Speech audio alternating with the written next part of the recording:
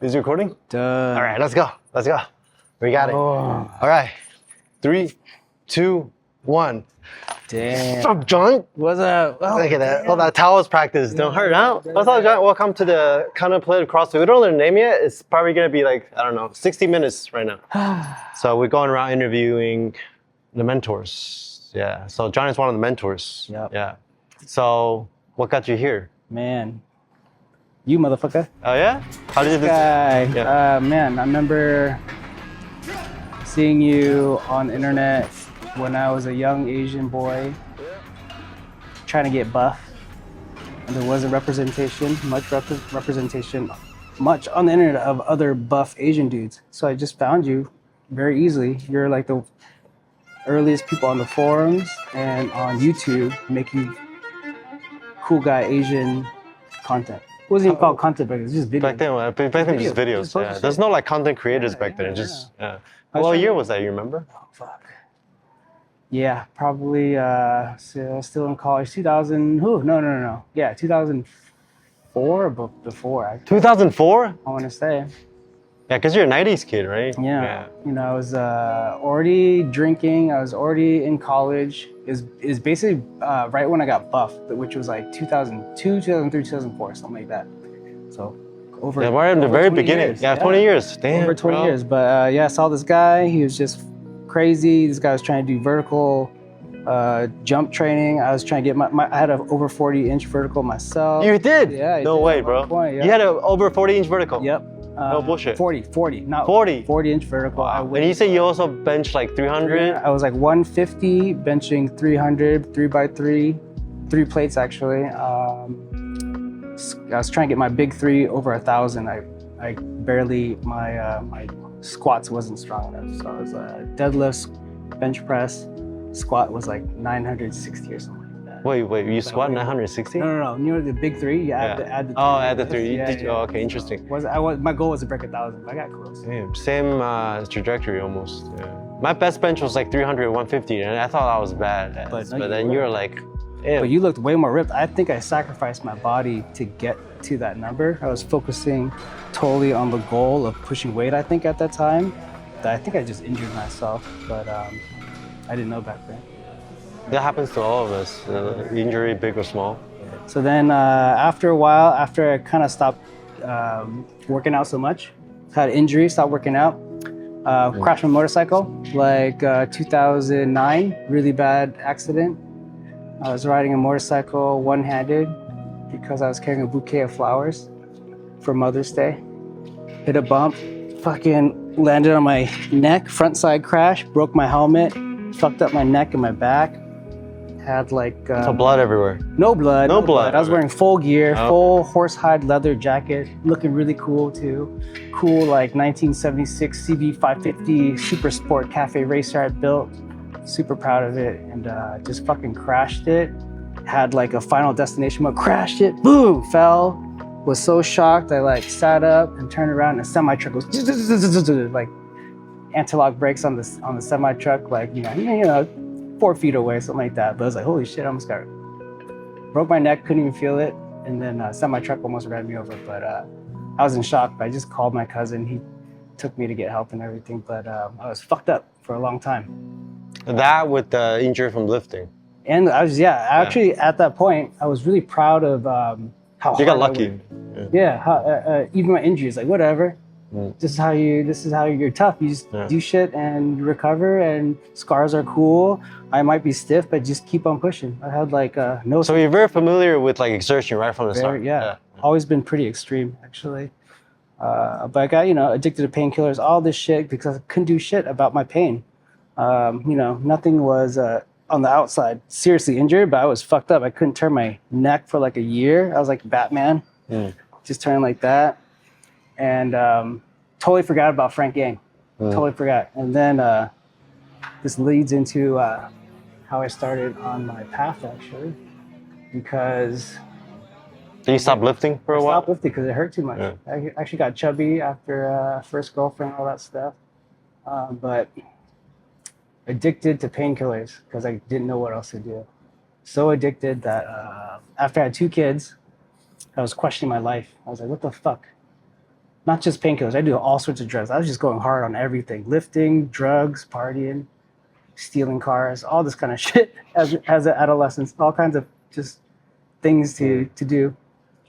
And would you say by exerting on these things, you also exhausted them in some ways? yeah. How else would it come out? I don't think, So I didn't know what else to do with this pain, and I wanted to get off painkillers. So in my head, I was like, all right, I need to feel this pain. There's nothing else for me to do than feel this pain, because I was just masking it. I was just taking drugs. I mean, I was doing like mobility stuff, physical therapy, acupuncture, all this shit, massage stuff. It didn't work, but I was like, I just gotta feel this fucking pain. How did you get that insight? Because that's an insight that is so simple and so direct. Like most people avoid feeling their pain or their suffering, or even just their emotion. They dissociate. Like even when they get on a spiritual path, that's the one thing people avoid doing, is feeling their own feelings. I think I exhausted every other thing I knew.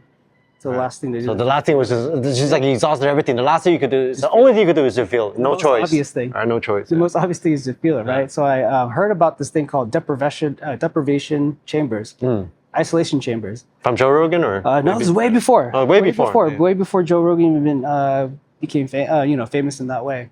By the way, this guy is 44 years old. I'm Look how young he looks. 44, yeah. So when I heard about it, I only heard of one guy in Seattle. I grew up in Seattle, that had a isolation tank, but it was private, and he lived like blocks away, and he's just, you might have to contact him, and maybe he'll set up a whatever and make friends with them and all this stuff. It wasn't feasible. So I was like, you know what? I could do the same thing as isolation chamber, but in my own room. I'll just sit pillows up and fucking make sure the temperature's right. So you did the isolation tank, or you did it? You did it once? You didn't do it at all? Okay. Yeah, I made my own. You made your own? I replicated a isolation type of situation. Okay. So what I would do, because I was trying to feel my pain, right? I just realized like everything hurts. So what can I do to try to make it not hurt? So I would just I didn't know what it was at the time, but it was body scanning. I would start at my toe, and I would wiggle it, and all right, now I can't feel my toe in that position. It's like a neutral position. Then I would move up ankle, leg, butt, whatever, got to the back and everything. And I was able just to find out where this pain was connected to, what it meant, what it was, the relationship of this pain to everything else.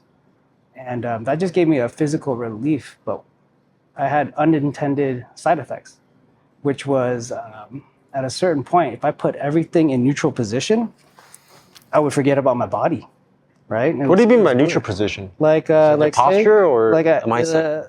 It would just feel like it's not there because there is no stimulus. Oh, you mean when you're floating? Floating, but I was just being, I would just manipulate my posture with pillows and support, where I would forget I'm not using any muscles. So you will feel like you don't have a body. Yeah, I was trying to find a position where there's no tension. I was trying to find the most efficient, low energy usage posture so I could not hurt. But when I did that, it was crazy, because the next thing I noticed after I forgot about my body was my breath.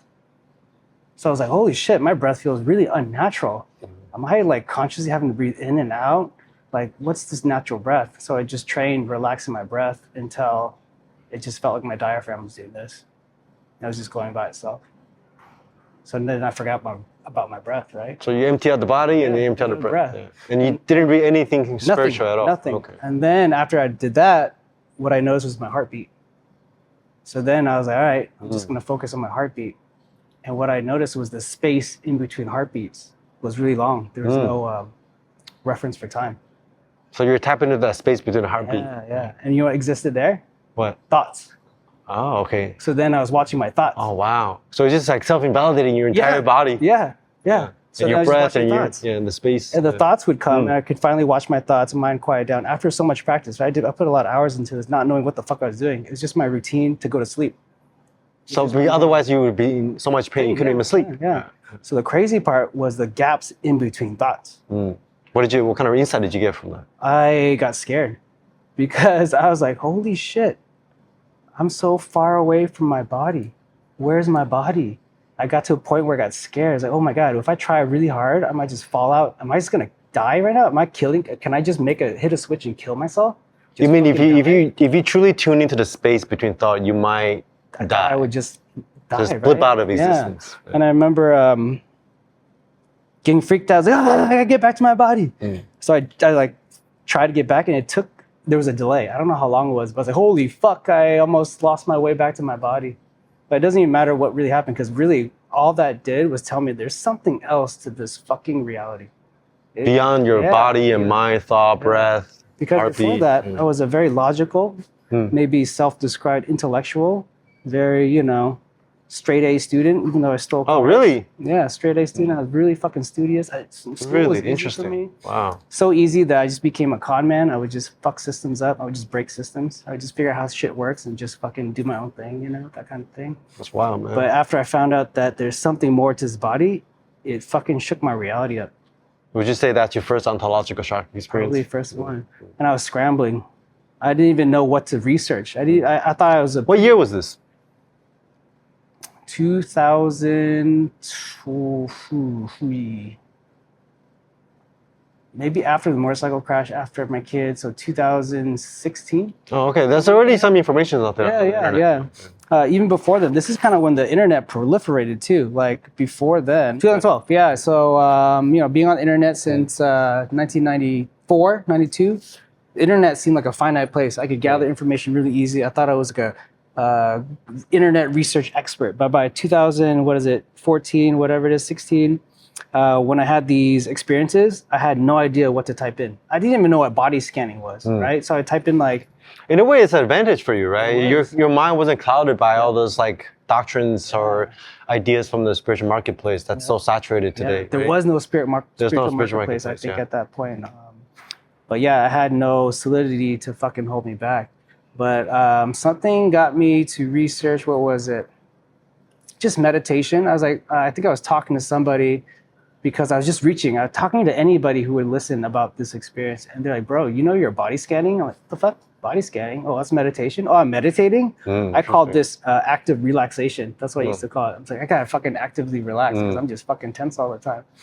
But once I kind of found that way in of what I was doing, as the world of meditation, I fucking really just Googled everything I could about mind-body connection, meditation, why people do it, and it kind of led to this either, you know, some sort of enlightenment. And along the whole time, I got so much understanding about my own body. I was dissecting it, muscle fiber to by muscle fiber to muscle tendon. And I got all these fucking deep connections with my body, and I had that fucking matrix experience where I just woke up one day, I was like, I fucking know Kung Fu.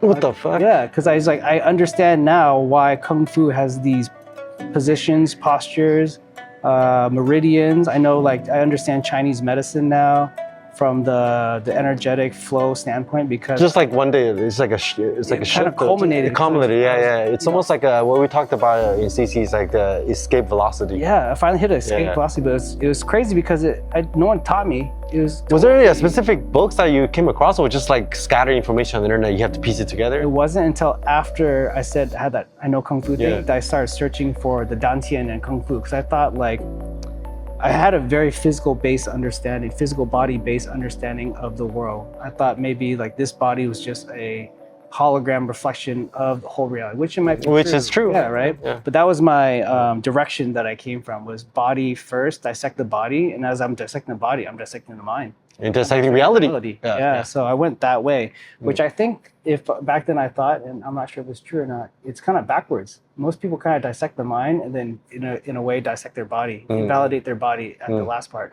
I was invalidating my body from the get-go, and that got me to invalidate my mind and myself. And yeah, that's why we can relate, because I started with the body too. Just physical fitness. Yeah. So then Vipassana, body scanning, and then everything's mind, and then reality, mind, body. Yeah, dude. And it was crazy because I was talking to anybody about this shit, and my friend's like, "What the fuck? You're on some like spiritual shit right now?" And he was a buff Asian bodybuilder like me, right? He goes, "You're just like that fucking Frank Yang guy. Remember him?" I was like, "Yeah." I'm like, "What about him?" He's like, "He's on this like spiritual shit right now." I'm like, "What? What do you mean?" So I'm like, "All right, I hadn't checked you out for like I don't know, since like 2000. I don't even know. Days, yeah. So I think it was like 2019, 2020, something like that. I finally looked you up. I was like, "What the fuck is this guy?" And like when I heard your videos, I'm like, this resonates with me. Because I was talking about body scanning. Yeah. And it wasn't exactly what you were saying. because like the material stuff we were saying. Yeah, we come from sure. slightly different paths. Did you have a path then? Because I know you're into Taoism. You wouldn't call yourself a Taoist still back then, right? Yeah, but all that study of Kung Fu led me to Tai Chi, led me to Qigong as an energy cultivation practice, which led me to Taoist internal alchemy, which is really just overlapped with, that's how I think the knowledge for Chinese traditional Chinese medicine comes from a Taoist understanding of the body. They found out from inside out how this shit works, and that's how they prescribe exercises or can read a body. These are skills that I have developed in just dissecting my own body, you know? And I get now why people can say like, oh, the way you're standing is affecting, harming your liver or something like that, you know? You can just see the whole, all the connectedness. So you were just practicing on your own, completely self-taught. You didn't seek out a master or anything like that? I eventually did. You eventually did. I found good books, you know. Okay. I found a lot of good, weird books. I was collecting books for a while. And the only thing that held me back really was the Chinese language. I never bothered to try to learn Chinese. I felt like that would have stepped my Because your game a little bit chopped up. But really, I wasn't in no rush. It's not like I wanted to learn this stuff. It just came naturally, and I'm not doing it for any reason. I'm not gonna go into the practice of being a healer per se or kung fu teacher. But I did, I found a kung fu teacher in Seattle that was internal martial artist that was open to talk about meridians, dantian, energy cultivation, a good amount of meditation in there too. So that kind of helped me have some sort of groundedness and almost a lineage kind of type of thing. So at that phase, were you still consider yourself healing, or was that already beyond healing? You already started to like cultivate like. I just thought it was a healing thing, It's still a really. healing thing, Oh yeah, so from that motorcycle crash, by dissecting my body in that way and having such an understanding, I was able to manipulate my body and my energy and my channels to completely heal myself from that very major motorcycle crash. And that was like, I guess, proof in the pudding type of thing. It's like now you know that you can do anything kind of thing. Yep, exactly. I had that thought too when I hit my 40-inch vertical jump. Yeah, I had the same feeling when I at the Big Bang experience. Almost the same feeling. It's like You can do anything. you can do anything. Yeah. It was a crazy path though, because for the longest time I was like, am I crazy? Am I just fucking making shit up? Am I really doing anything? Am I just thinking I'm moving energy and manipulating channels in a good way, or am I fucking myself up? Like who knows what I'm doing? I could be concentrating energy in a certain place and then just making myself sick down the road that I don't even know about. Because that's actually one of the things people talk about in Taoism. So did that happen to you though? Did you try and error? Actually, because through trial. But that only proves the power of it, right? Yeah, right? So I did fuck myself up, Yeah. and actually, I didn't completely heal for myself until I thought I fucked myself up so bad that I gave up. I was like, fuck it, I should not do this shit. I should not touch that. I should not even try. I need a real master. I need something. But after I gave up, that's when it started opening up.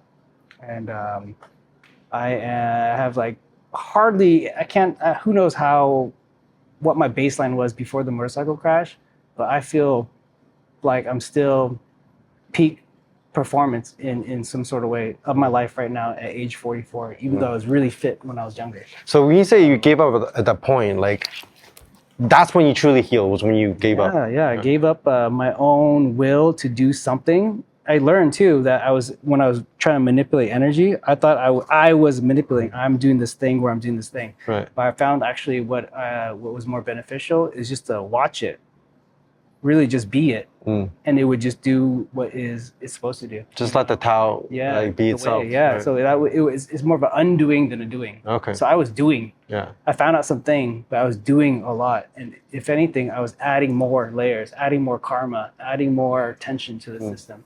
And it wasn't until I just gave up with that knowledge of how the system kind of looked that I finally able to just let it unwind itself. Me unwind myself. Me let go of my expectations. Kodak coffee, yeah! Team Kodak! Let's catch that motherfucker! And go the doer, right? But I actually think that's a really important part of the self-invalidation process. It's like going through all the exertion, like taking the doership to the extreme until you have to let go. Because myself, it's the same kind of journey. It's like I was doing Vipassana, bodybuilding, or hardcore. I didn't know how to relax. What's on your mind? Friendship. Credit. just completely. All the practice I was doing is just like very contracting. Just like very narrow focus, laser beam like, right? But then after a while, I just couldn't. There was nowhere else to go but to relax, and I started to tap in like do nothing meditation, just like the art of surrendering and effortlessness kind of practices, and then they just kind of merge together. But without the prior experience of exerting, you wouldn't even have the insight of letting go. Right? It's almost like all the strains, all the yeah, you have to exert. How do you get rid of that? How would you even know? Even if you're doing the wrong thing or whatever, you don't know. You can't try to not exert either. You know, it's like you have to be doing something to get something. You can't just like not do anything or not exert yourself enough to not build up enough pressure to fucking. You need the pressure first. Yeah. That's why I realized a lot of like non-dual teachings nowadays, they just tell you to do nothing right from the beginning, which is not ultimately wrong, right? But they try to explain everything away with the ultimate. So when people hear that before they have any kind of foundational base in terms of like meditation that they can self-invalidate, they just start out the path with, oh, there's nothing to do. There's nobody here. Hard to I think most people it's hard for people to do like hard things, to take their physical limitation to the extreme. But that's something that is kind of like you were born with it. Me and you, I think we both, what I connect with you with is just the extremist kind of just very extreme. Like, I mean, now we're talking about beyond extremes, or there is, you know, to go beyond extreme, you have to go through all the edges of all the extremes. For KFC, one each. This one's the one I made for Frank. They're all a little different, but just intuitive. I put together. But this is a Z-bead, DZI bead. Especially, it's supposed to be from Tibet. Bats on it.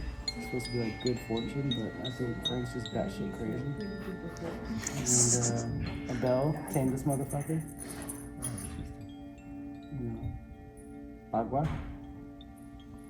Expansion, contraction, all that. Samsara, Nirvana, same shit. That's Samsara Nirvana? I'm just saying. Yeah. But, what about these ones? I think that's malachite, obsidian, gold or silver coming together, you know? Duality as one. Tiger's eye. Okay. Tiger eye? Yeah. Where's Tiger eye? Just this whole thing? This is the brown one. Yeah. And then the dual string, because just Frank's crazy. A little bit of wood, a little bit of earth, a little bit of metal. So you thought everything out? Yeah. I have to show thank you, bro. the one I made for Khan and Chang too, but for you, bro. Thank you. Thank you. I'm sure it's different for everybody too, but for me especially, I like to explore this extreme, that extreme. Same. Then I'm okay with being somewhere, which eventually means I can just not even have any measure of extremes anymore. You know? Yeah, and that's when, a lot of my self-practice at the time was just Qigong type of stuff, standing meditation, microcosmic orbit breathing, just a bunch of Taoist breathing stuff. And it's all with the perspective of trying to heal or the longevity of the body or clarity of channels. It really wasn't anything about Buddhism, mind or reality or Buddhism even. In fact, it wasn't a concern. I wasn't there to be enlightened, honestly. I was watching your videos like, if that happens, that's cool. I don't even know what the fuck is that. But I just really am into these fucking energy channels at that time. And that's when I joined CC, actually. Oh, right. So when you joined CC, you still had no idea about the whole, like, non-duality, awakening stuff? Yeah, because I didn't really follow the circles about that kind of stuff. You know, I wasn't in the marketplace. So what made you want to join CC, and what attracted you to CC? It's pretty shallow. It was just like, I want to up my meditation skills. Okay. And just because you were talking about, I'm, you know, in a way, starting a group, I was like, oh, was that cohort 3?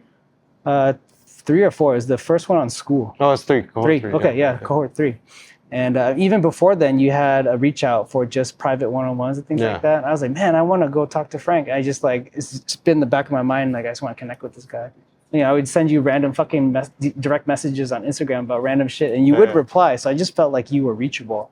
So I just kept that in my mind. And when you finally joined for cohort 3, and really it was just like, I want to regular practice. Dude, that was only like a little more than a year ago. I mean, like this guy's like progression from not knowing anything about like Buddhism, emptiness, and non-duality to where you are now, which we're gonna talk about your progression, but it's been unreal. Like it has been unreal. This is like one of the first cases in CC where I felt like, damn, like with the right teaching, with the right effort, right view, you can completely transform yourself. It's just the way you talk about the view, and like sometimes you in discussions, you would just like, because before you were more quiet, right? Like I didn't know like you had all this insight until like you started spewing fire here and there, like during discussion too. I was like, damn. Yeah, I Like, what think, happened, John? It's funny because I didn't really realize what was happening either. And So you didn't go in there with the goal of like, oh, I want to No realize goal. I'm not tired. I actually never have any goals. Even when I was bodybuilding and lifting weights, I was hitting those numbers. Other than the big three, Yeah, to other get than over just like 1,000, the numbers. I was just like, let's just do this Yeah. and do it the best I can. Yeah, because you do things for its own sake. You Yeah. effort for effort's sake, Yeah. virtue for virtue's sake. The Yeah, way so when we're I talking joined, about it. Yeah. Yep, exactly. So when I joined CC, I was like, whatever they're talking about, I'm gonna try.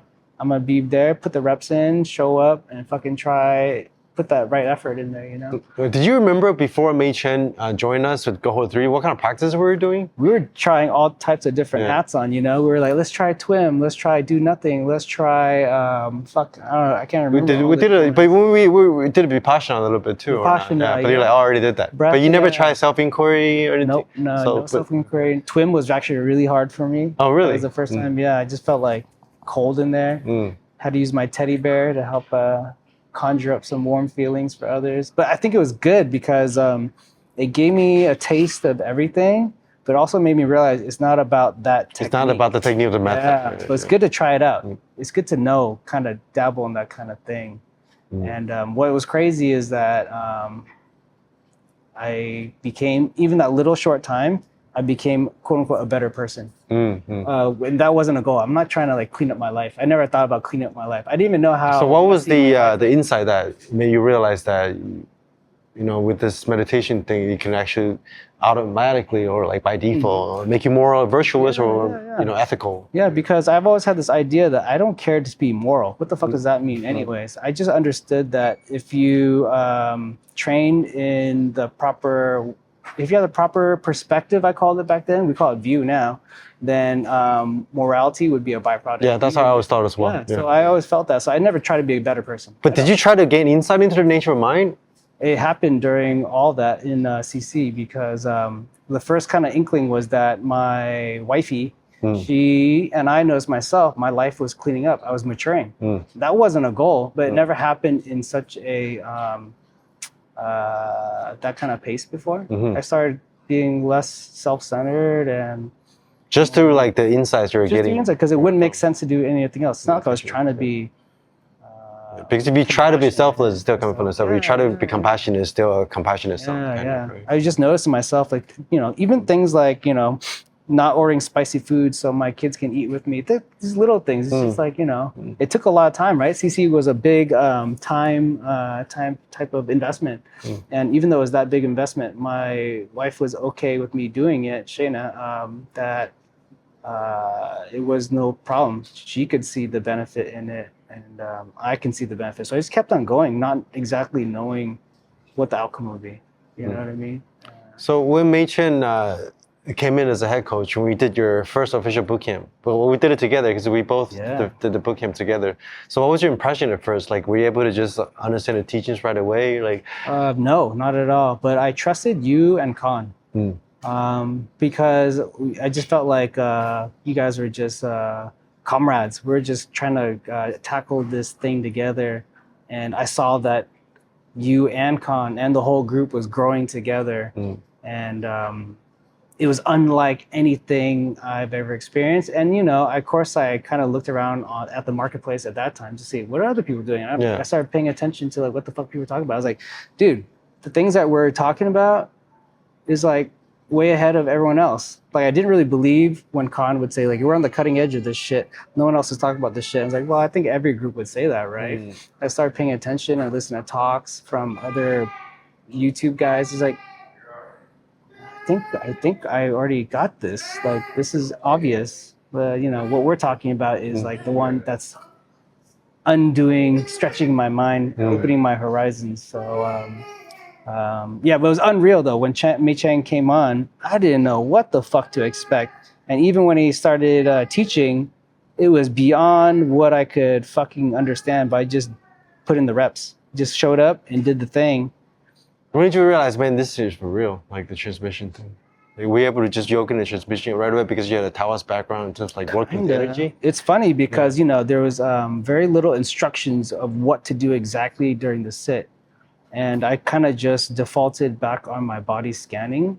But actually that was my fear. One big reason I joined CC was like, man, all I'm doing is body scanning and in a sense cleaning out my channels. I'm scared that I might just reify my body into such a like have such pride that my clear channels, that my body is going to be the anchor of. But you're aware of that. Yeah. So I was aware. When you're aware of it, then in a sense you don't need to negate that view. You just see through it. Right. So in CC, I saw through it. Yeah. So then I finally realized I was still doing body scanning, but I didn't have any shame, and I knew it was okay to do. And in a way, I wasn't reifying my body. It was just kind of a means to find relations with my becoming, my existence. Yeah, I connected with just how the becoming of it all. You know what I mean? And I think I just felt there's too many weird synchronicities during the transmissions with Chang. Like I just felt like he was talking directly to me when I was having some sort of experience. And he would say something like, "What the fuck? This guy is in my head. Like, how does he know?" But then, like, the funny part is, I wasn't really freaked out. I think a lot of people freaked out when they kind of saw that connection. But from the get-go, I think you can connect with this. Like, I was just totally fine being completely naked. If someone was in my head, fuck it. I have no shame. What do I got to hide? You know what I mean? I do, but like, I don't care. You know what I mean? So I just kept on letting go and just keep on jumping in and trying to cross that chasm. Yeah, because I remember cohort 4, I remember there were 12 of us. And then one of the things that we were kind of proud of was like we produced 7 anatta realizers. And then, I forgot the exact number, but there was a point where it was like, okay, John was getting there, but it was like 6.5 anatta realizers, even though we talk about not making it into a thing. We're aware that we're making it into a thing, which is fine because, you know. I mean, I think it's okay to look back at it. Yeah, looking back in it. But that was what happened was that we were noticing John was having some kind of a breakthrough, but it wasn't complete yet. So we're like, when we went on the live public talk to promote cohort 5, I believe you were saying that we have like 6.5 on anatta realizers. Is that what it? I didn't know you guys are real. Yeah, we was at 6.5, and then it was like, okay, John needs to refine his view a little bit, but he's cooking it because you had a conversation with Mei Chen, and then that's when you had a breakthrough. But can you talk about like what made that shift initially, and then how did you almost, I guess, complete the realization by refining your views? And we also did like scholarly studies that you say that really helped, because I think the instruction was to like refine the view through those scholarly studies. You know, we talk about like developing your yogic intelligence and things like that. The book clubs, the infamous book clubs. Right? It's funny because I didn't really do anything different than my my normal disposition, meaning I had no expectations. I just did it to do it, right?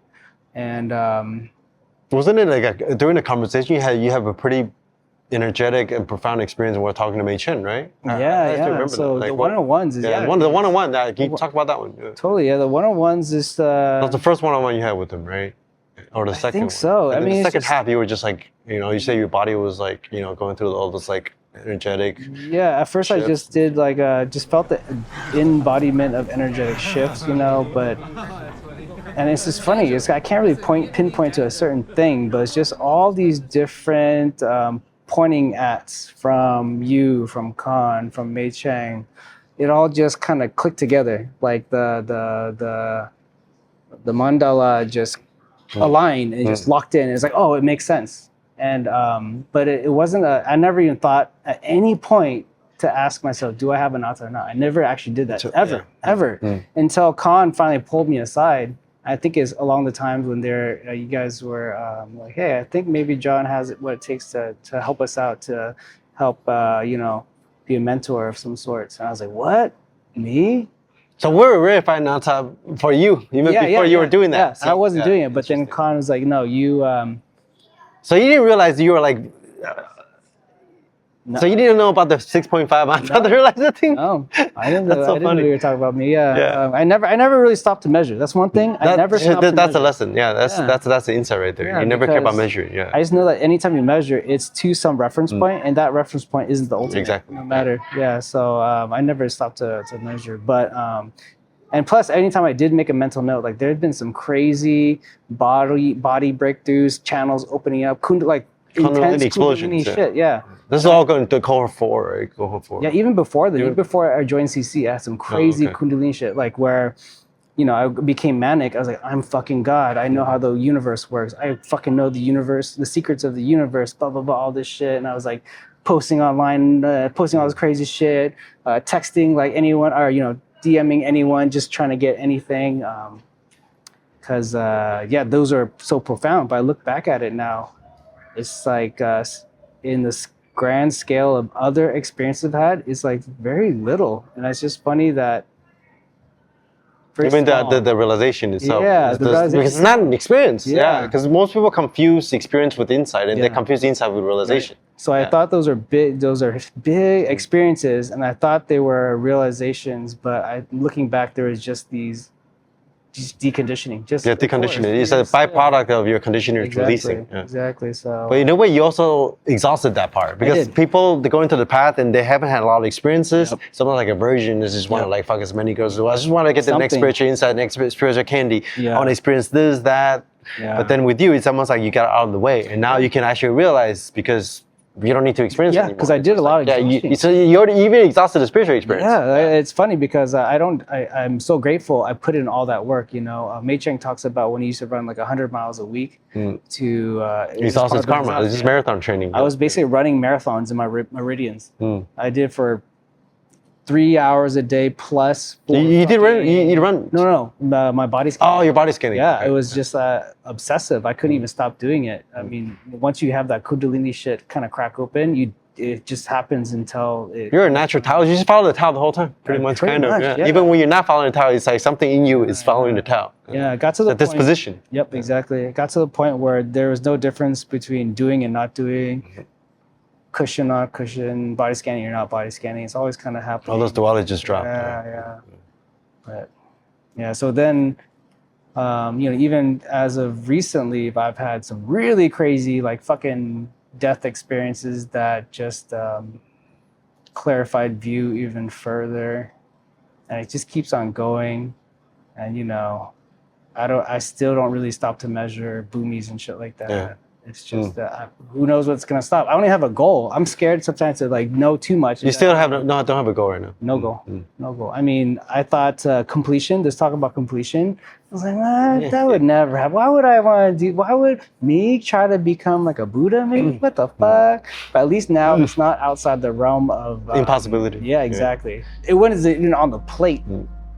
I wouldn't even like utter the fucking sentence. But now it's like Me and you're so similar in that way because like even for me, I didn't really have a goal either in terms of like I knew I practiced meditation a lot. Yeah. But like I knew about awakening probably more than you did because like I was reading a lot of books and watching non-dual videos. I knew there's this thing called enlightenment, but then it was at the back of my mind. I was like, okay, I'm just gonna meditate. I see the progress. I want to increase my intelligence and creativities. It's reducing my suffering, obviously.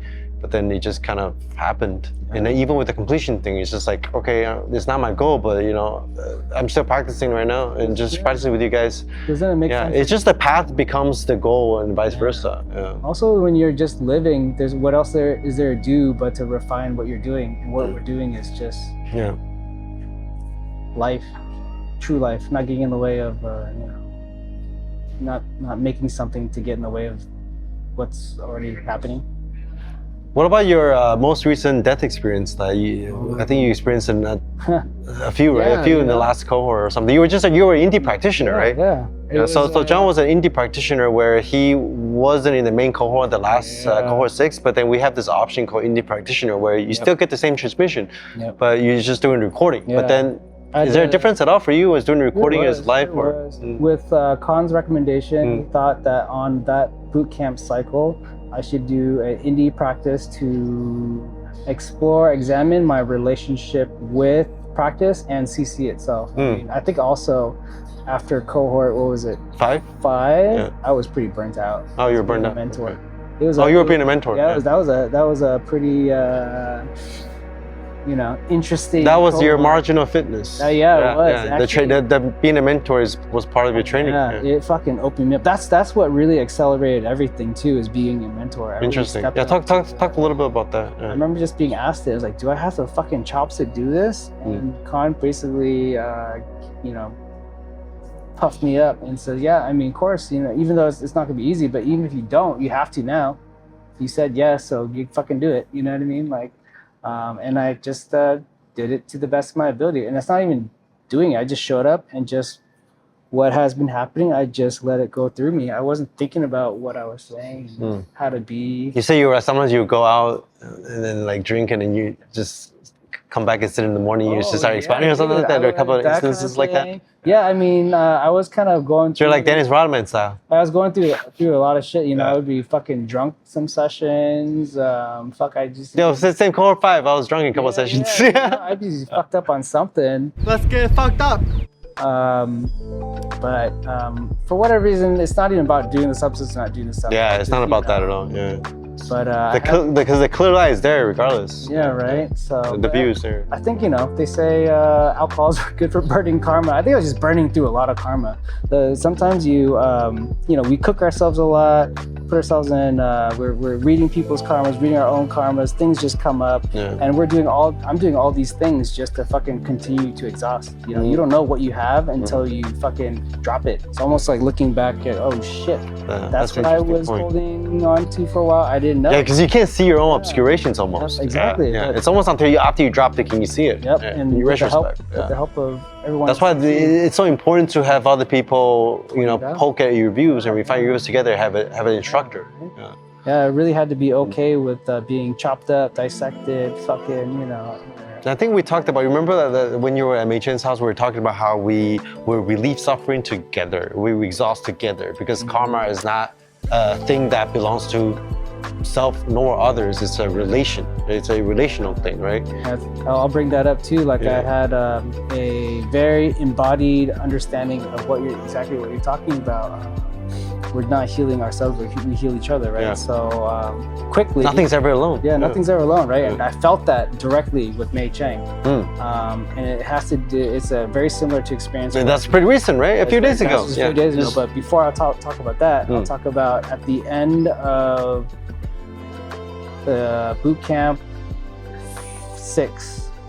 So last boot camp, the last boot camp, yeah. I had this experience when at the after your last Disney transmission. Oh, you were going through something during our Disney transmission. Yeah, you guys had it, and I didn't catch it live. I watched it 2 hours later. Right, just for the context, we went to Disney about the beginning of the last cohort, and then we did a transmission, the admins team.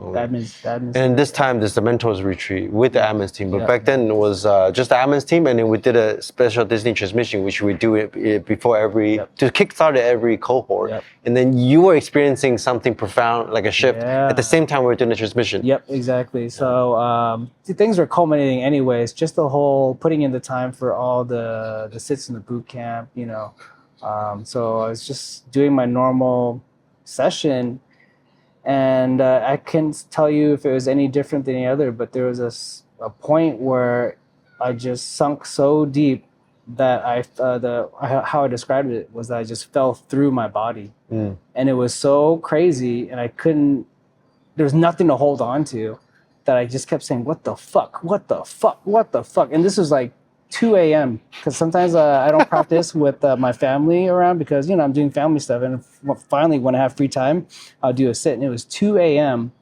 I was just sitting there practicing, and I just fucking went through that experience, and I was literally yelling, what the fuck, what the fuck, what the fuck, and just on the ground just like fucking convulsing, and I didn't even know, but I finally kind of came to after like so many what the fucks, and I was still kind of groggy, but my Shayna, my wife, she's like, are you okay? Are you okay? Like I got to the point, like they were standing on top of me and they thought I was like dying.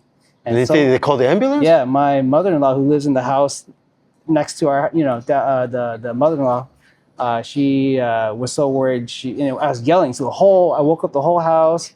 The neighbors probably heard me because in Hawaii, I live in Hawaii now. We keep our windows open. I was making the fucking crazy ruckus, and they called the ambulance because they thought I was having a stroke. So the ambulance came? The ambulance did come, Oh, but then okay. as they came and they're outside, Shayna is like, "The ambulance is here. What do you want me to tell them?" I said barely. I was like, "This is not a medical emergency. Tell them to." This is a leave." spiritual emergency. Yeah, and they're like, "Are you sure? You're not fucking sorry?" I'm like, "No, I'm going through some spiritual shit." Something like that. And I could barely talk there. Okay. They sent them home, and I had just the whole family was around me. I told them I'm okay. Just give me time. I had just reassured them first. Then I just collected myself. But really, I just had this falling through, and I think it was, if I had to get. Well, like, that shift, how's that different from the anatta realization? I think it solidified the anatta. solidified the anatta, It right? gave me a physical, visceral understanding. Because before that, maybe I thought anatta was more logical. I had a logical understanding, but also you could just I know feel the exactly what flow you mean. through it, right? I know exactly what you mean. At the Shante say, first you wake up in the head and the heart, and then the gut. That was gut. That was gut, yeah, That pretty was much, gut. yeah. But so that was really profound, right? People ask like, "What was your anatta realization like?" I can't even point to an exact Yeah, spot. you but I can't. always Yeah. said it- Because there's no exact spot, because there is all these energetic releases are kind of just a byproduct of a deeper realization or a further refinement of views, because you just realize what's always there. Yep, It's yeah. always the case, right? 'Cause It's for not an me, experience. like how I was saying, I never measure. It wasn't Yeah. that I look back, it's like, oh, I guess anatta makes sense. You know, here's all these things that make sense to me. It's only looking back, and if you're doing that, it seems very non-bombastic. But then I also have these experiences where I fucking fall through my body and die. So that is bombastic, but it's almost So it's both and neither kind of thing, right? yeah, It's like you can't really pinpoint it Yeah, at all. yeah. Yeah. So fast forward to your topic about when we heal ourselves, we don't heal ourselves, we heal each other type of thing.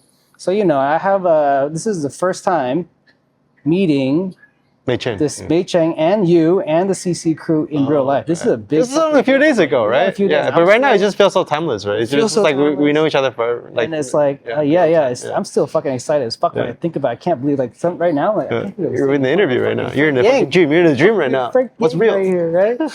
But I thought at a certain point you get confidence to yourself or whatever. Actually, when I was studying all The way I brilliance- describe our meeting is like it's the most like mind blowing and the most surreal thing ever, but at the same time it's the most ordinary. It's almost Yeah. like the duality between something so surreal and something so ordinary. It just collapses. He's hit the ground running. Yeah. We're best buds. Yeah, We're exactly. all Yeah, homies. yeah, just Instant relation, homies. just Yeah. instant relation. Yeah. It's not like we haven't gone through so much shit on in the boot camp Yeah, too. Just yeah. fucking like comrades in battle, But so Just hang out with you guys. Even when I was at Mei Chen's, it feels like I never left and I never came. oh wow, yeah, Something like that. Yeah. So Mei Cheng's house, that place. I feel so lucky and honored and so much gratitude to even be able to like be there, to be invited there.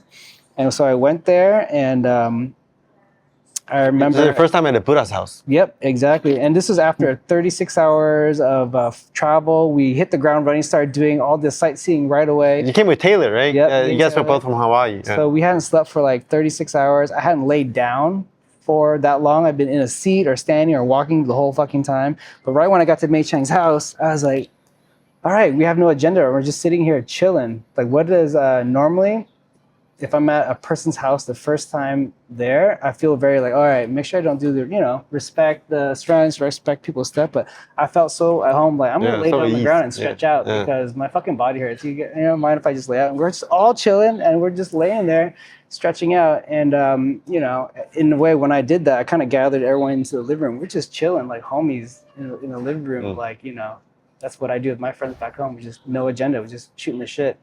And I remember Mei Cheng talking about his injuries from training, all sorts. I remembered about Mei Cheng describing his injuries.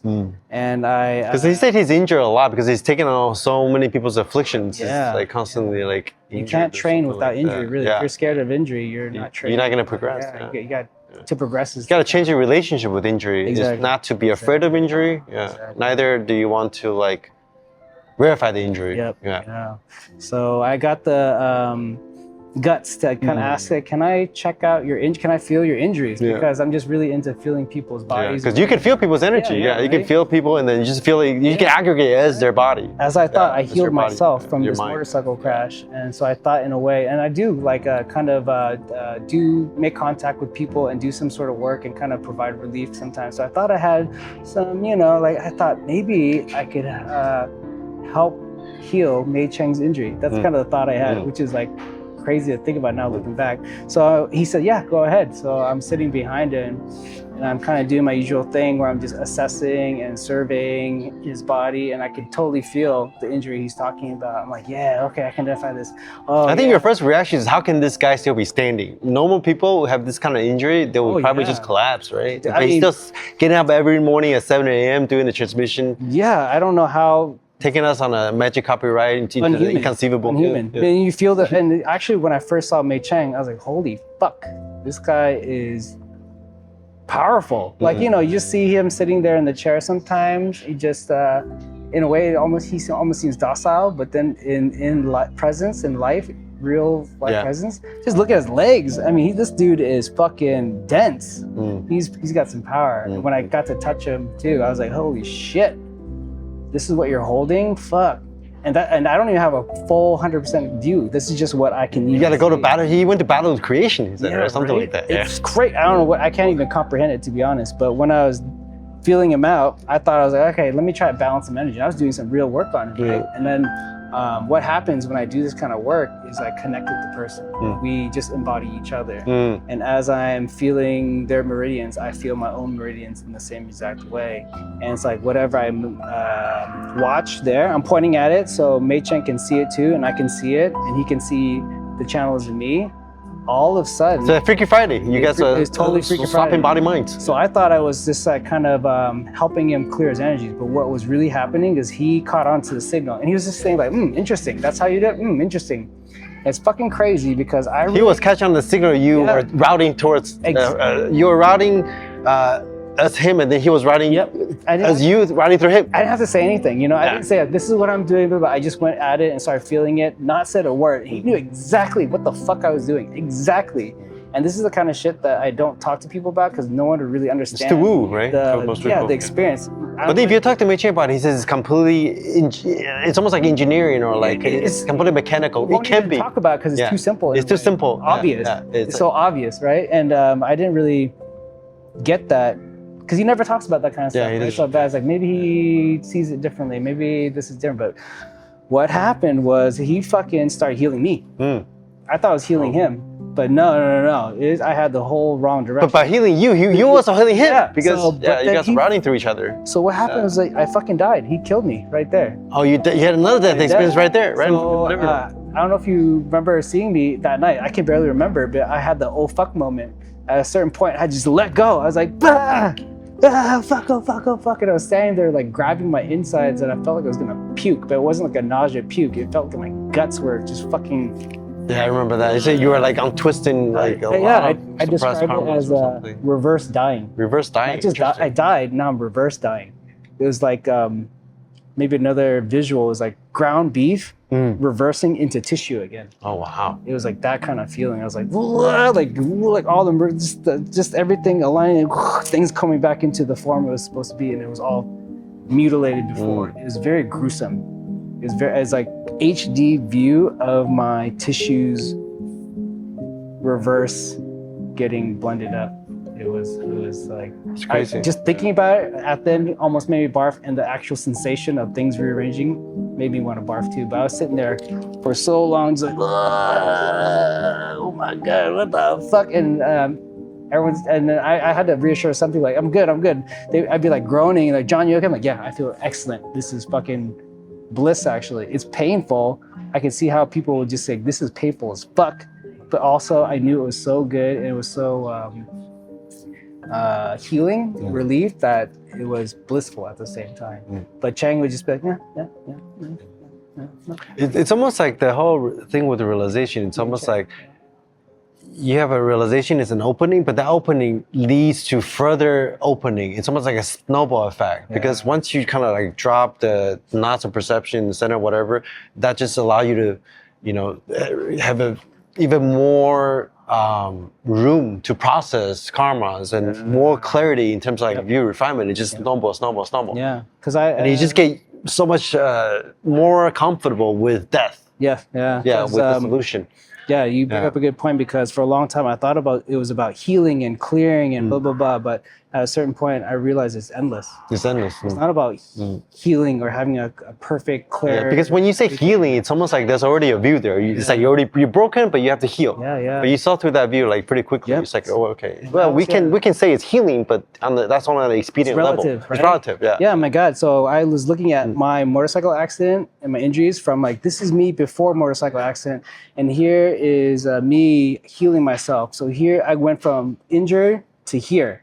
I think I healed myself. But then you went through all this other deaths even after that. And then after I touched Chang, Chang is coming from like Mei Chang. under Mei Chang. When I got in contact with Mei Chang, his perspective is like the ultimate looking at what an injury is. Right. That's like an infinite to this point. I'm looking from motorcycle to heel. So my range of experience was is so It's still linear, right? Linear, yeah, but then so small. from the ultimate view, it's timeless, but it includes all three times, right? Yeah, that, and just the magnitude of scales of being able to make sense of things, even though it's not about making complete sense, but I just realized how small my scale, the magnitude of my view was, until, you know, I'm only getting a better sense after contact with Mei Chang. You know, it's I had another ontological shock, because it's just like the scale of reality is beyond. It's beyond the beyond. It's beyond anything you can even conceive. Yeah, it's just, you know, continually refining that view. I'm so glad I don't measure shit, because if I try to measure it, it would have boxed it in. And that's how I was measuring reality with my injury. And injury to healing. But that was part of the process. Yeah, it was just I'm glad the contact and everything that has transpired to help me keep going. Yeah, the way I describe it is like people usually look at it as from like A to B or A to C, but what about from A to Z and A to B to C to Z, every other letter in between, all in simultaneity, while at the same time going beyond the alphabet altogether.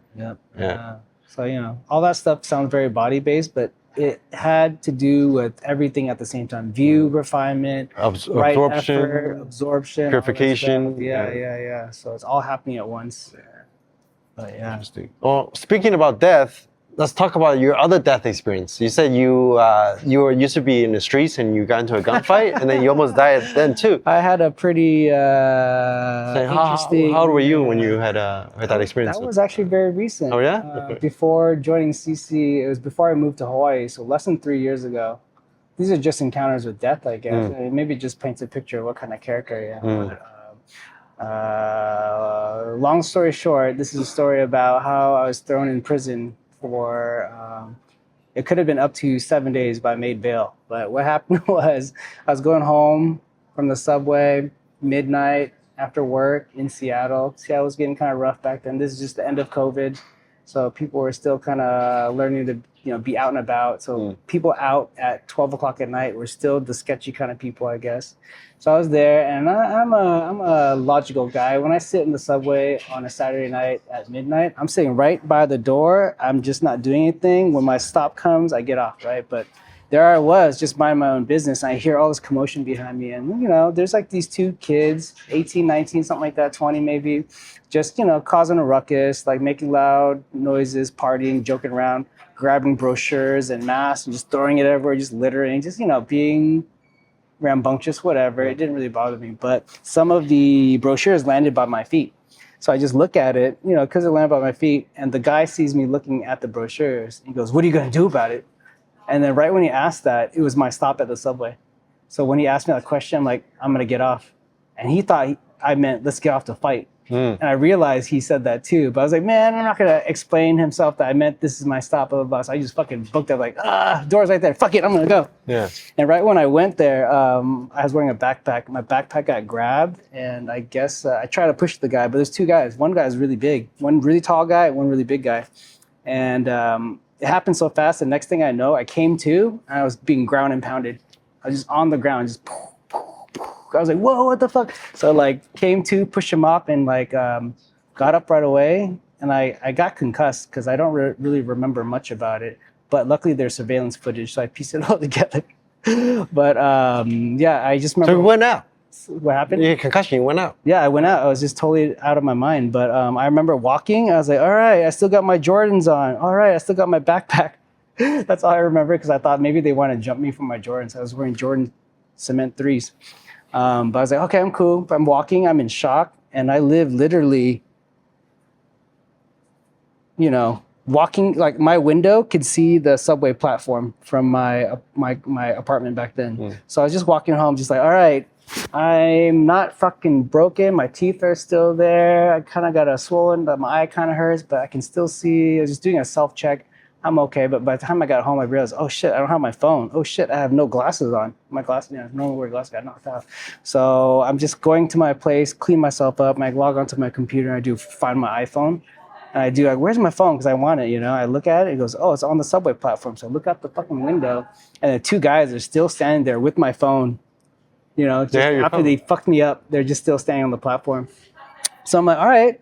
And I'm not thinking straight. I'm gonna get my fucking phone back, you know? Even though I just got beat the fuck up, I couldn't even think straight. But I'm like, you know what? I should be smart.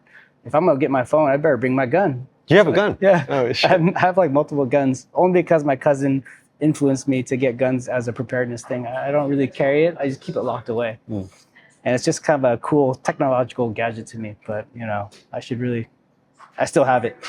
The cops try to keep it, but I got it back. But anyways, I took my gun. And the funny part was that normally I have a concealed carry weapons permit in Washington. But since COVID, none of the offices were open for a really long time, so it expired. And I knew that Washington was an open carry state. So I was like, all right, if I carry this gun, I want to be legal, I got to not conceal it. So I'm like, that's cool. I'm just going to walk around holding this gun. And I'm going to tell those guys, give me my phone back. That was my plan. So that's what the fuck I did. So I got my gun. I just walked up to the fucking subway, up to the platform. I see those two guys standing behind, just right there. Their backs turned to me.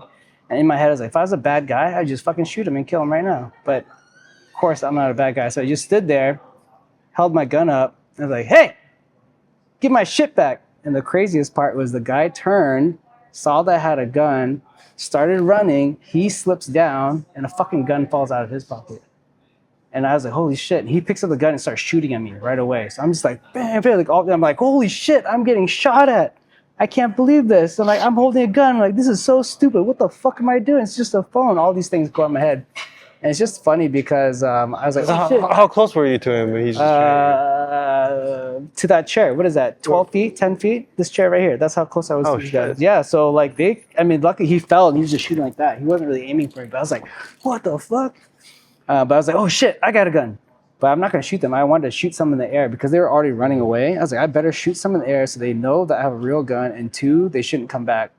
I had no intentions of hurting them. So I was like, all right, I'm gonna shoot some in the air. And I never shot a gun in public before. So I'm like, I realized I didn't even have anything in the chamber. So it was like nothing was happening. Shit. So I had to like cock it back, and I shot a couple rounds in the air or whatever. And they run away. They're fucking actually hurting themselves because one guy tries to run over the tracks and he's kind of fat, so he's hurting himself. The other dude's fucking running and they have to separate and they're probably freaking the fuck out. They're really scared too, as I'm really scared, but at least they're running away. I'm just standing there. And I look down, my phone's right there. And also my glasses are over there. So I got my glasses, got my phones, like, all right, I'm not dead. They're not dead. I got my shit back. I learned a lesson. I think they learned a lesson. This is cool. So I start walking back home. I get home, I'm showering, and obviously the cops come because gunshots were fired. And I tell my story and they believe me. But then they watch their surveillance video and there's no sound on their surveillance video. So in the video, it looks like in their shitty angle and how fucking dumb these cops were. They thought that I came up there, which I shouldn't have. I came back to the scene, they said, and I went up and shot at them first. And they thought from the way the guy was running, that he actually got shot because he like hurt himself like fucking, I don't know, climbing over the railroad tracks or whatever. So they booked me in jail waiting for a guy to come into the hospital with gunshot wounds and then say that I was a attempted murder return to the scene type of thing. But obviously no guy ever showed up in the hospital. I didn't shoot anyone, but I was put in like a until trial prison. How long were you in prison for? It was only 3 days because I remember my girlfriend, Shayna's phone number, and I called her and I was like, hey, can you post bail, and she was freaking the fuck out. She knew when the cops picked me up, but she didn't know what the fuck would happen afterwards. She was already freaked out for me being beat up, bloody, getting shot at, and the cops taking me to prison. I feel so bad. She was so stressed out. But yeah, it was real deal prison because it was prison until trial, unless I posted bail. And so luckily I posted bail, and then it got dropped, so I never had to show up. But prison was a pretty awesome experience, actually. Interesting. Because the inmates that I roomed with, I had like 6 other dudes, were actually really nice. And I just got to feel their perspective. But all the guards and all the cops, I had really bad experience with. It was like TV. I had one dude that was like getting out of prison in 2 weeks. He had been in for years, so he's really happy. He's the one that like took me under his wing and like, oh, you not know how to use the phone? Let me show you how to make a call out. This is the ins and outs. If you want a extra blanket, whatever. He's just telling me, oh, okay, when you're during the day, you don't want to wrap the blanket around you because they don't allow that. I'm like, what? They don't let you put a blanket on? Like, nope. They'll tell you to take it off. Like all these little things, I had a schizophrenic bank robber that taught me how to play gin rummy. I had a guy that spoke no English, and he just farted and laughed a lot. I had the creepy white guy in the corner that I think everyone said was a child molester. It's just like every little thing, and I got out just fine. And even though I lost money posting bail, it was a good situation for everybody. I have no permanent damage. Interesting. So, yeah. I don't know. That just shows... just share what kind of karma you have, bro. Yeah, how you able to just like turn the down. I mean, I just think like overcome it. Just like extreme whatever. personality. It's just like so spontaneous all the time, I guess. I learned You just know how to respond to the situation like a Taoist would, I guess. I hope I gained a little wisdom and merit from that, though. I wouldn't want to do that again.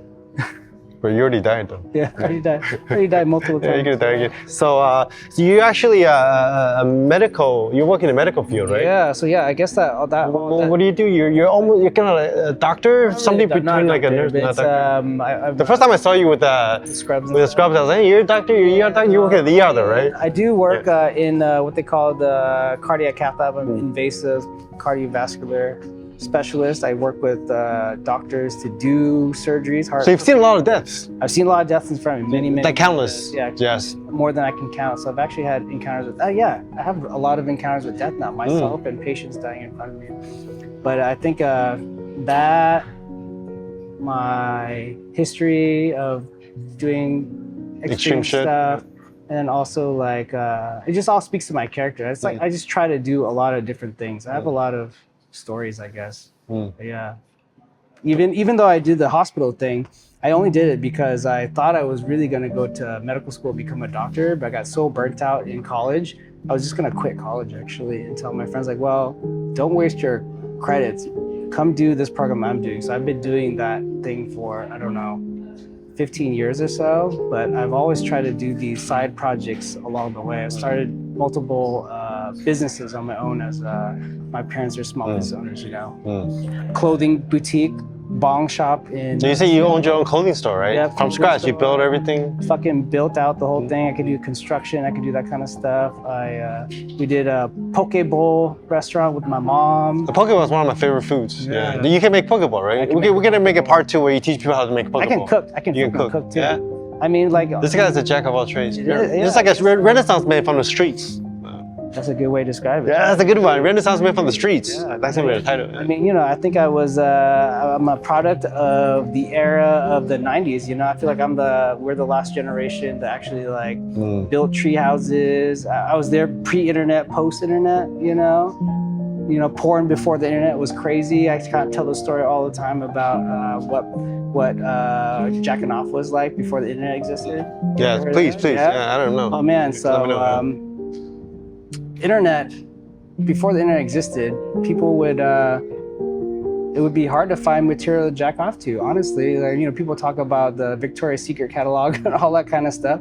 Times were tough in a way that the material wasn't there. Maybe you had an uncle or a dad with Playboy magazines, you would steal one away from them or whatever. But I want to crowdsource this answer because I think this is kind of common, or at least it was well known in my adolescence. But in my neighborhood, we would walk around, kids would spend a lot of time outdoors. We would walk all these trails and build tree houses and things like that. And there is, for whatever reason, a known spot where porno mags were dropped off. there was just a box of porno mags behind this tree in the woods, and everyone kind of knew about it. And it sounds creepy, right? But I think it was like, imagine being a guy and you have all these porno magazines, and someone's like, get rid of your magazines. You won't throw them away. That'd be a fucking waste. You can't donate them. Who would take it? But you kind of know if there was already something happening that people put their porno magazines at this spot. It's like a stockpile of porno magazines. So I knew about it. And there was like an unsaid rule that you go there and you just pick a couple magazines out. Don't be greedy. You're not there to whack off or anything. I don't think. I didn't do that. But you just take some home and you have your porn collection at home. There was no downloading. You actually had a physical box. Did you have to bring some back? Or? Yeah, I brought the porno bags. I had under my cabinet. I mean, you took it back, but did you return it to the box for the people later on, or? Probably not. No, I didn't. That would be kind of weird. But even though maybe that might have happened, but I just somehow dispose of them or just donate. I gave it to my cousin or something like that. You know what I mean? Like it would get recycled. You can't throw that shit away. It was gold back then. But anyway, that was just like normal to me, and hopefully other people have experienced the same thing, because it sounds creepy as fuck when I talk about it. Everyone's like, "What the fuck? You just found porno magazines in the woods and you fucking use that?" I'm like, "Oh, that's all I had." Yeah. So when that was before the internet, right? Yeah. So when you were saying something about the internet, how did it slow down? So I never knew about the internet until my parents bought a computer at like 1992 or 94 or something like that, really early on. And there was a Prodigy dial-up internet service, and there was something called the World Wide Web.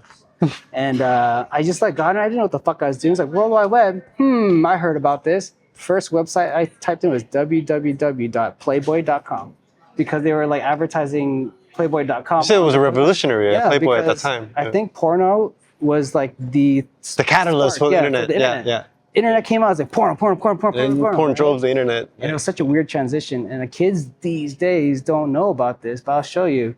Back in the day, I would whack off like this. Magazine, right hand. When the internet came out, I was like, oh shit, Playboy.com. Let's type it in. I'm like, oh, this is really awkward. I'm using my left hand for the mouse. Like, oh shit, I gotta make the switch. Right hand click, left hand dick. And I had to do this switch for many years, right hand. All of a sudden, now it's left hand. Whole new experience. That was because there wasn't videos. There was videos would be easy. You could just play the video and just whack out with your right hand. Right, you could. That was the modem for the time. It was pictures. So slow. It would load up, face first, and the face was ugly. I wouldn't even let the whole body load. Like, next picture. It was like, oh, she's ugly. Next. And then the boobs. Don't waste my time. Yeah. Boob, face, okay, boobs. Oh, next, you just see I had it was so scarce, still scarce back then. In fact, downloading is so scarce. To this day, I still have a hard drive with all the original porno I downloaded, because I still have this idea that it was scarce. I never bothered to throw away my hard drive, so I still have. Was it in your Xbox? It's in my Xbox. So you can still access it. I can still access all the original porno I downloaded in like the 90s. So would you go back to it and whack up to it sometimes? I have in the last 10 years or so. It was just nostalgia. I had to just remember. I was like, oh damn, I remember this. This was a good one. So I just do one for nostalgia. It's almost like you're fapping off to your own sense of nostalgia. Yeah. To your own, part of your own mind, part of the karma you kind of exhausted or something like that. Just bring it back and view it from a different perspective. Like, my friend says I'm funny, even though I've even whacked off to my own wife before. Why would you do that, man? Turns me on. You whack up to your own wife? Yeah, that's normal. Yeah. I mean, he doesn't think it's normal. He's like, wow, if out of all the things that you could do, why would you do that? Like, no, I think it's a different experience when you know that you're fantasizing about something. There's almost like a distance for the object of desire and the subject of desire. If there's a distance, it's almost like there's a pleasure in like closing that causal loop or something like that, because the causal loop was broader, and then you kind of know exactly something what's else you're fucking with there. Some other dynamic, but so it's not just that it's my wife, it's some other dynamic. It's some other dynamic. Masturbating. It's like playing with that distance, like but that's subject-object distance. It's just funny. The internet back then, being a 90s kid, pre-internet, post-internet, and now the internet seems almost dead.